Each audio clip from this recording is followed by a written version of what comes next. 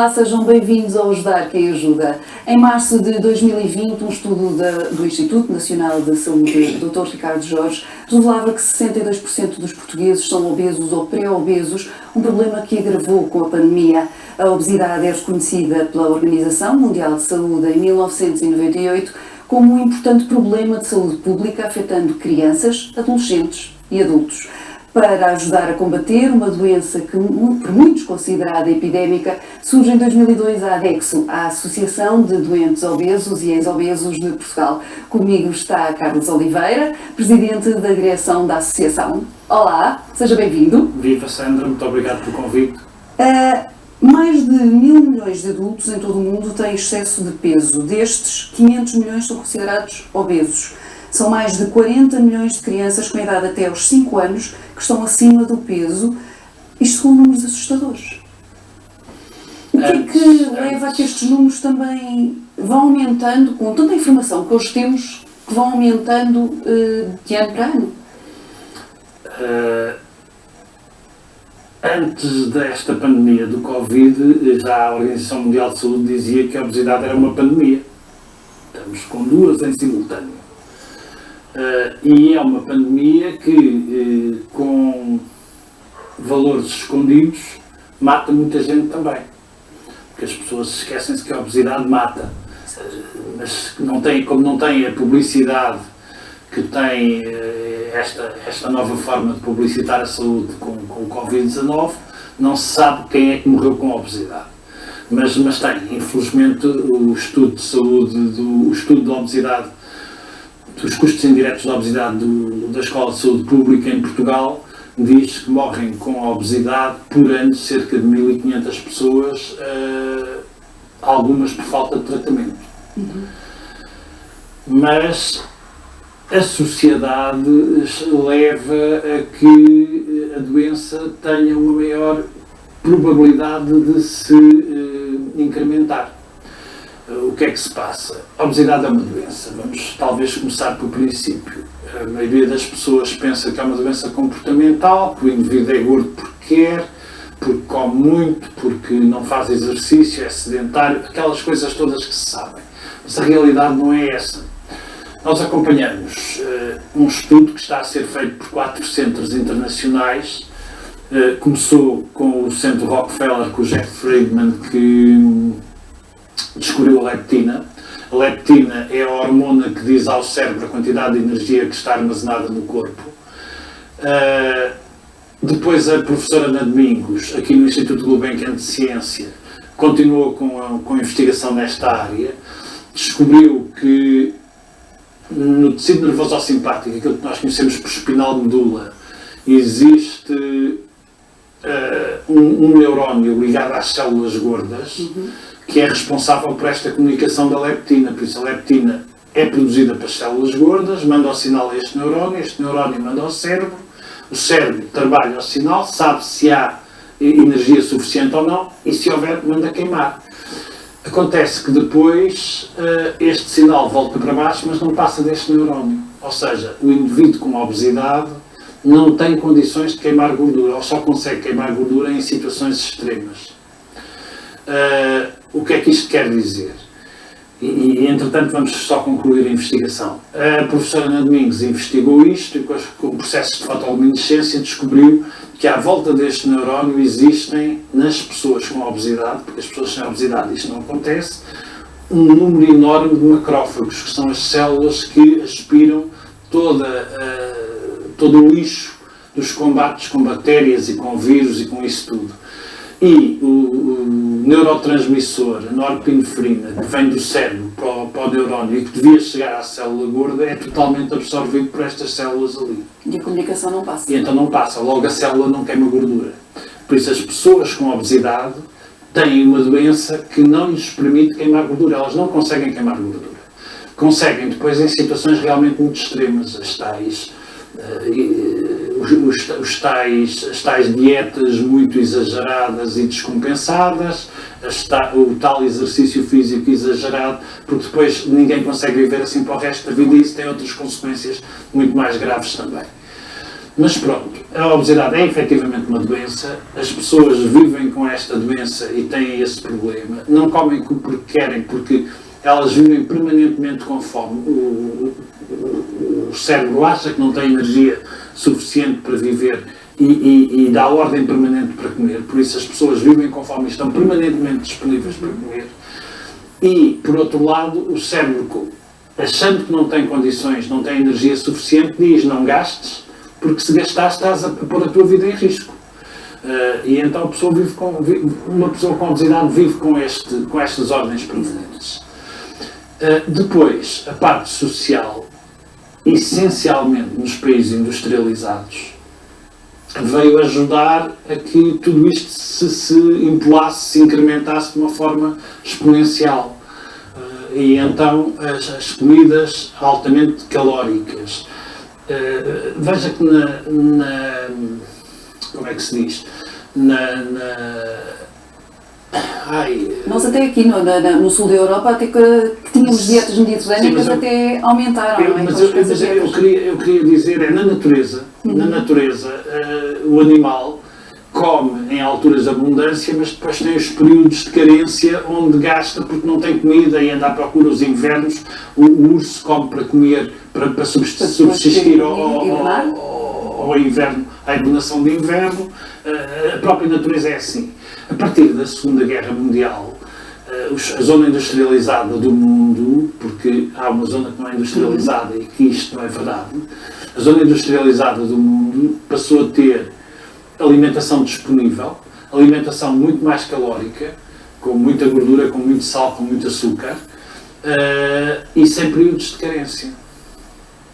Por isso, as pessoas estão permanentemente a comer, estão a ser levadas a não fazer exercício, porque toda a tecnologia, o conforto da tecnologia, tudo aquilo que a tecnologia levam mesmo a que haja uma vida sedentária. E depois, hoje em dia, já se começa a ter uma visão diferente deste processo e começar a tentar chamar as pessoas para atividades públicas, inclusive e gratuitas, onde possam, pelo menos, mexer-se. Para que não é preciso fazer exercício de competição, é preciso mexer-se. Exato. Para que não entrem neste processo de sedentarismo tão acentuado. Mas isso é a própria sociedade foi a própria sociedade que criou isto. Desmontar isto vai ser muito difícil nos países industrializados. Acredita que o reconhecimento da OMS, no fundo, a reconhecer a obesidade como doença, mudou alguma coisa na forma como os países veem este problema e no fundo, reconhecem como saúde pública ou nem por isso? Sim e não. Pronto, em Portugal mudou. E mudou porquê? Vou-lhe contar a história do aparecimento da Adexo. Estavam meia dúzia de indivíduos na sala de espera, naquela altura, do único médico de cirurgião que tratava a obesidade por via cirúrgica, Dr. António Sérgio, no Hospital de Santo António, no Porto. Estavam na sala quando no jornal vinha, isto 2000 mais ou menos, 2000, 2001, quando no jornal vinha a notícia de que a obesidade reconhecia, a OMS reconhecia a obesidade como doença crónica e aconselhava os países a fazerem alguma coisa para a limitarem. E nós estávamos com aquele jornal ali, na conversa entre nós, à espera da consulta, e dizíamos, mas se a obesidade é uma doença, porque é que nós não temos apoio como têm as outras doenças todas? Falámos com o Dr. António Sérgio, com a professora Helena Cardoso, juntámos 60 doentes e criámos a associação. E tem sido uma bola de neve, não é? Porque em 2002, quando criámos, 2002 não tivemos grande atividade, foi um ano de estrutura. 2003 tivemos uma estratégia em que dissemos nós temos que pôr a obesidade na ordem do dia, e então de 15 em 15 dias nós injetávamos na comunicação social notícias sobre a obesidade. Não importava que as pessoas falassem, não importava se falavam bem ou mal, não interessava. Interessava que pusessem a obesidade na ordem do dia. E em 2004 pedimos ao Ministro da Saúde que reconhecesse a obesidade como doença crónica em Portugal e que nos desse um dia nacional para tratar esta doença, para chamar a atenção para esta doença. E em 2004 tivemos o reconhecimento português do primeiro país da Europa a reconhecer a obesidade como doença crónica dentro do Sistema Nacional de Saúde, porque o Ministro determinou a criação de um grupo de trabalho para criar o programa de combate à obesidade em Portugal e deu-nos o penúltimo sábado de maio de cada ano como Dia Nacional de Combate à Obesidade no país. Foi muito importante porque, a partir daqui, aquele grupo criou todo um conjunto de normas e de regras e na evolução do que foi acontecendo. Portugal é o país que tem regras e tem leis para tratar a obesidade e neste momento, nessa área, ainda é o único país da Europa que as tem e criou centros de tratamento cirúrgico da obesidade, 19 centros públicos e 24 privados acreditados pela Direção-Geral de Saúde, onde se fazem cirurgias. É evidente que não estamos a falar deste período conturbado da Covid-19, onde praticamente tudo parou, não só a obesidade, mas uma série de outras doenças, algumas muito mais graves, tudo parou, mas a realidade é que temos esses centros, temos as coisas a funcionar. Não temos uma coisa, o que é, e temos prevenção, foram criados vários programas de prevenção, mas no meio temos um buraco negro, porque existem pessoas com indicação para cirurgia, pessoas que têm índice de massa corporal superior a 35 com outras doenças associadas, ou pessoas com mais de 40 de índice de massa corporal, temos a prevenção, mas as pessoas que têm menos que isto não têm nada. Não têm nada porquê? Porque uma pessoa para cirurgia tem o processo praticamente todo pago no Serviço Nacional de Saúde, é tratada e não paga praticamente nada. Uma pessoa sem indicação para cirurgia tem medicamentos, mas os medicamentos não são comparticipados e são caros. Estamos a falar de medicamentos que por mês custam 260 euros, mais ou menos. 220, 230, depende do medicamento. Tendo em conta o nível de vida dos portugueses... Não é viável, não é viável. A pessoa poderá fazer 1 ou 2 meses e para, e isto não é um tratamento por 1 ou 2 meses, é um tratamento que ajuda na perda de peso e na mudança comportamental, mas precisa de, no mínimo, 6 meses, de tratamento efetivo. Não é? E era muito importante que, como é que se diz, que a comparticipação de medicamentos existisse. Foi aprovado, já agora a troco disso, foi aprovado há uma semana, foi publicado no Diário da República, uma recomendação da Assembleia da República, dos grupos parlamentares ao Governo, onde tem várias coisas para o tratamento da obesidade, entre elas a comparticipação de medicamentos, porque não lembro ao diabo que um médico de família apanha uma pessoa com obesidade que não tem indicação para cirurgia e que sabe que não tem dinheiro para estar a comprar aqueles medicamentos. O que é que ele tem para lhe dizer? É evidente que o médico não diz isto que eu vou dizer, mas o que apetece é dizer, olha, engorde, quando tiver o índice de massa corporal de 35, a gente arranja uma doença qualquer e mandamos-lhe para um centro de tratamento. Isto não lembra ao diabo, não é? Porque não faz sentido estarmos a incrementar a doença de uma pessoa que pode regredir e ser tratada antes. Precisamente, agora que fala dos médicos, como é que é feito este diagnóstico? A pessoa, normalmente, imagino que seja diretamente o médico de família que dá a indicação depois para esses centros, mas as pessoas já vão, elas próprias, à procura de ajuda, ou também há uma própria vergonha ou negação até de que possam ter um problema? Nós temos 2 casos distintos de pessoas com obesidade. Temos, a pessoa com obesidade tem um problema complicado, porque em termos de saúde está tudo bem até muito tarde. Eu vou-lhe dar o meu exemplo pessoal. Eu tinha muito peso a mais, eu cheguei a ter 156 quilos, mas fazia análises, fazia os exames todos, estava tudo bem. Entretanto, nos meus 46 anos, disparou tudo.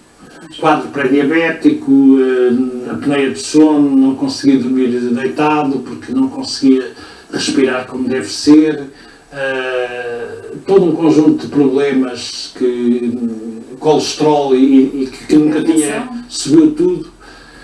E isto foi num espaço curtíssimo, naquele ano, num espaço curtíssimo. Foi quando eu descobri que eu tenho que fazer alguma coisa porque isto não está bem. Não está mesmo bem.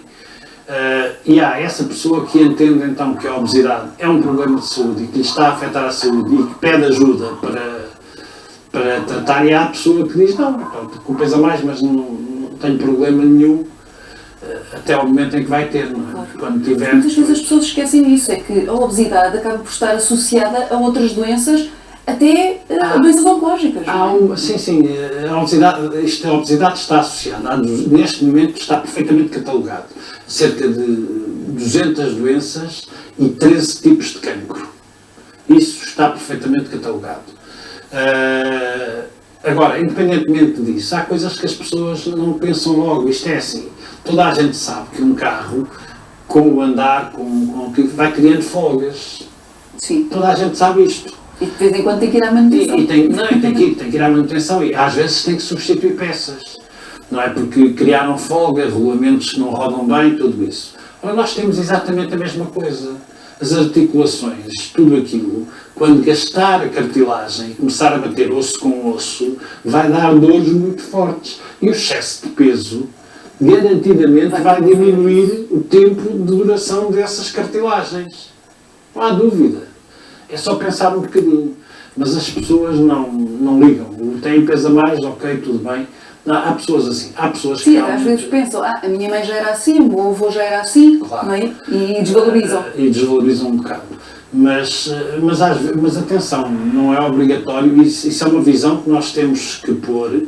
A genética tem, efetivamente, um valor grande na possibilidade da pessoa vir a desenvolver a doença, mas não é obrigatório que assim seja. Pode ter uma mãe com problemas ou um pai com problemas de obesidade e não desenvolver a doença. Outra coisa que é importante é que esta doença, este problema, a obesidade é uma doença inflamatória, como eu disse, porque os macrófagos vão para aquela inflamação que está naquele neuróbio. Isto pode acontecer a qualquer pessoa, em qualquer momento da sua vida, em qualquer idade. Não pensem, eu sou magro há não sei quantos anos, não. Eu fui magro até aos meus 28 anos, tinha 67 quilos. E com esta altura tocava concertina nas costelas todas, como se costuma dizer. E depois tive este problema. E isto desenvolve-se por N razões, por um medicamento que se toma. Veja o que acontece, por exemplo, às pessoas que tomam as cortisonas. As cortisonas normalmente é o excesso de peso logo assim. Mas depois muito dificilmente conseguem perdê-lo. Não é o perdê-lo, voltam a retomar o processo de não infecção e de dominar a doença. É difícil que as pessoas entendam isto, mas é bom que entendam. Não pensem que a obesidade é uma coisa que, como eu sou magro durante 40, 30 anos, que não me acontece agora. Pode acontecer. Pode acontecer por uma coisa muito simples como esta. Um medicamento que toma, um acidente que teve, uma coisa qualquer que alterou, que desequilibrou aquilo e que provoca a doença. E isso acontece. No caso das crianças, e olhando aqui para o livro que nos trouxe, o Esconderijo, o problema da obesidade pode ser um problema na escola, entre os amigos, mas até dentro de casa. Oh Sandra, vamos falar um bocadinho disso, mas eu acho que primeiro devemos falar do que é discriminação. Existe uma coisa que é a discriminação do diferente. A sociedade tem, por norma, de alguma razão, discriminar tudo aquilo que é diferente. E nós conhecemos a discriminação, ou desenvolvemos o processo de discriminação em 3 níveis diferentes. O visual, em que a pessoa é discriminada por aquilo que os outros veem, basta isso para haver uma discriminação natural. O social, em que muitas vezes em função do visual a pessoa é discriminada em N razões. Uma pessoa com obesidade que vai a um concurso de emprego, basta entrar para imediatamente haver uma posição negativa por parte de quem está a fazer a entrevista. Ou facto do indivíduo é gordo na criança, já que estávamos a falar da criança, vão para a aula de educação física, vai haver um jogo de futebol ou de outra coisa qualquer, o indivíduo nunca é escolhido para a equipa. Por isso há uma discriminação natural que está relacionada com o visual, com a discriminação visual, e depois há a discriminação da tribo, aquela discriminação familiar, em que a família ou ajuda o indivíduo a sair daquele buraco em que ele está, ou ainda o afunda mais. A obesidade tem um problema grave porque apanha estes três tipos. Veja, uma pessoa coxeia, o coxo é discriminado e brincam com ele por ser coxo, mas ninguém o culpa por ser coxo. Exato. Não é? A pessoa com obesidade é discriminada por ser obesa, por viver com esta doença, mas além disso culpam disso. Ele é gordo porque quer. Há esse estigma, que as pessoas, por muito se haja esta informação, as pessoas não chegam. Não, isto não é uma questão controlável pela pessoa. Não é mesmo. E depois ainda há a familiar que, muitas vezes por desconhecimento, ainda afundam mais a pessoa, que continuam-lhe a dizer isso, porque a própria família diz: tu és gordo porque queres, comes muito, comes não sei o quê, não fazes nada. Mas a realidade é esta: em vez de haver uma ajuda, e as pessoas com obesidade têm este tipo de acumulação dos estigmas, chamemos assim, da agressão que lhes é feita, porque as pessoas são assim e a sociedade vive assim, infelizmente. Mas hoje já há um trabalho feito, imagino, pela ADECO e pelas outras associações de sensibilização, quer nas escolas, quer até nas entidades empregadoras, de que este é um problema de saúde que a pessoa não controla e que precisa de ajuda? Sim, nós já temos um trabalho feito nessa área e, aliás, veja que a ADEX faz parte do Conselho Europeu de Pacientes e temos associações de 25 países. Há países onde é difícil falar de obesidade. Em Portugal hoje fala-se de obesidade sem problema nenhum, felizmente. O trabalho que a Associação tem feito desde 2002 fez com que o país fale de obesidade sem a intensidade de estigma que existe noutros países europeus. E nós conhecemos bem isso com os problemas que as nossas associações congéneres têm nesses países. Agora, no último dia nacional, 22 de maio, nós lançámos então este livro, O Esconderijo. Este livro pretende ter uma mensagem, é um livro infantil-juvenil, que pretende ter uma mensagem para as crianças de que existe uma possibilidade de ajuda se elas sentirem que estão a ser maltratadas, existe uma possibilidade de ajuda, mas também pretende ser uma ferramenta para os pais e para os professores. Para os pais e para os professores, porquê? Porque há sinais que têm que ser interpretados e nós damos dicas aqui a cada passo, damos conselhos, damos dicas, damos alertas para que as pessoas entendam que há sinais que têm que estar atentas a sinais que as crianças dão. Um pai tem que perceber que se um filho não gosta de ir à escola e resiste a ir à escola, alguma coisa se está a passar. E se não houver confiança entre o pai e o filho, ou entre a mãe e o filho, ou a filha, não interessa, para que ele possa dizer que está a ser maltratado e que não quer ir à escola por isso, vai ser muito complicado, não é? Mas os pais têm que estar atentos. Os professores também têm que estar atentos. Os professores têm que estar atentos. Se há uma criança que regularmente chega atrasada à aula, se calhar essa criança não está a querer entrar na mesma altura que os outros todos. Porque se calhar está a ser gozada, entre aspas, está a ser agredida de uma forma diferente. Depois temos ainda um outro problema em casa, por exemplo. Em tempos, agora não, mas há tempos atrás, a casa era o porto de abrigo de uma criança que estava a ser maltratada. Hoje em dia, com esta história das internets e da evolução tecnológica que existe, a casa deixou de ser o porto de abrigo. porque a criança continua a ser maltratada via Pelas redes digital. sociais, Via digital. E é muito importante que os pais estejam mesmo atentos a isso. Porque se não estiverem, esta criança vai ter problemas para o resto da vida toda. Exato. E é absolutamente necessário que haja uma abertura. Nós só tivemos, as associações têm estes problemas, nunca têm dinheiro para o que serve.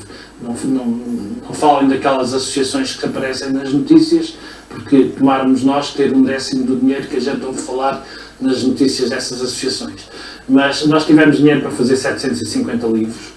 Estamos a tentar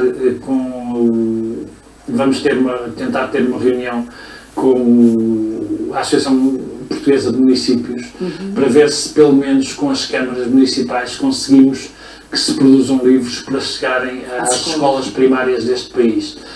Não havendo ainda a possibilidade de o fazer, estamos a dizer às pessoas que podem ir ao nosso site www.adex.pt, podem comprar o livro custa 10 euros, são integralmente para fazer outros livros, não tem outro objetivo. Leiam, deem a ler às crianças deles e se puderem ofereçam à escola mais perto que têm ao pé. É o que nós estamos a desafiar as pessoas. O nosso tempo, infelizmente, está a chegar ao fim.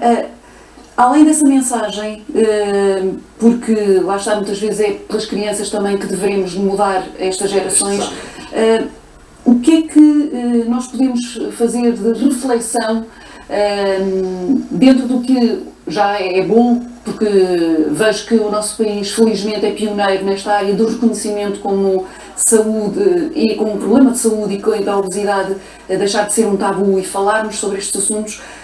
De que forma é que nós poderemos também ser um exemplo para os países lá fora que não o fazem, para que esta mudança possa ser feita não só a nível nacional, mas a nível mundial? Olha, eu acho que em primeiro lugar nós temos que ter... em primeiro lugar nós temos que ter decisores políticos que não pensem em 4 anos. Acho que isso é fundamental. Quando nós tivermos decisores políticos que se sentem àquelas secretárias e que pensem a 10, 15, 20 anos e que decidam a 10, 15, 20 anos, venham ou não a ser reeleitos, isto seria fundamental para o nosso país. Por uma razão muito simples, porque tentar fazer coisas onde só eles venham a ter o proveito e que não são fazíveis em tão pouco tempo, não traz benefícios para as gerações seguintes. Não traz, nem funciona, porque as coisas, depois o outro governo a seguir quer fazer a mesma coisa e as coisas param e parece que estamos sempre a partir da estaca zero. Esse é um grande problema que nós temos tido em Portugal. É que, infelizmente, mesmo dentro do mesmo governo muda o Ministro de Saúde e partimos de uma estaca zero. E isto não pode acontecer. Nós temos que ter decisores políticos que, de uma vez por todas, pensem estes problemas a longo prazo. E a longo prazo nós conseguiremos ter soluções fazíveis e reais para que realmente isto mude. Muito obrigada pelo seu tempo. Muito obrigado nós. Espero que a Adexo consiga angariar a sensibilidade dos portugueses para esta problemática, para também vos ajudar e que não seja tão discriminatória esta sociedade. Muito obrigado também e muito obrigado pelo apoio que nos estão a dar. Nós voltamos no próximo programa com mais uma instituição, porque é importante ajudar quem ajuda. Até lá, fique bem, fique com o S+.